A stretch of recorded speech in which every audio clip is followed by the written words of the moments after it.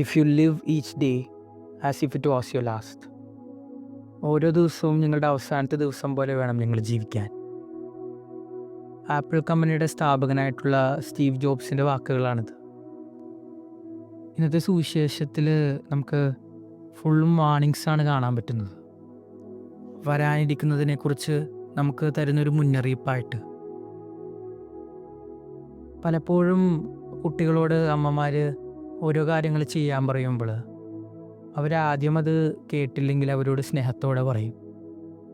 പിന്നീട് അവർ വീണ്ടും കേട്ടില്ലെങ്കിൽ കുറച്ചും കൂടി ഷാർപ്പായിട്ട് കുറച്ച് ദേഷ്യത്തോടെയൊക്കെ പറയും.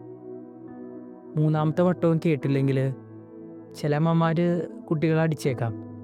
അല്ലെങ്കിൽ നീ ഇത് ചെയ്തില്ലെങ്കിൽ നിനക്ക് വരാനിരിക്കുന്ന ഭവിഷ്യത്തുകളെക്കുറിച്ചൊക്കെ പറഞ്ഞവനെ മനസ്സിലാക്കും. ശരിക്കും ഇന്നത്തെ സുവിശേഷം വായിച്ചു കഴിഞ്ഞപ്പോൾ എനിക്ക് ഒരമ്മ ഒരു കുഞ്ഞിനോട് പറഞ്ഞു കൊടുക്കുന്ന പോലെയാണ് തോന്നിയത്. ഇന്നത്തെ സുവിശേഷത്തിലൂടെ ഈശോ പറയാൻ ആഗ്രഹിക്കുന്ന കാര്യം ഒരു തിരിഞ്ഞു നോട്ടമാണ്.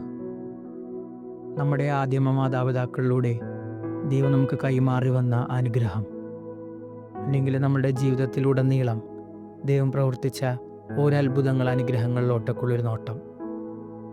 പലപ്പോഴും നമ്മൾ വന്ന വഴി മറക്കാറുണ്ട്.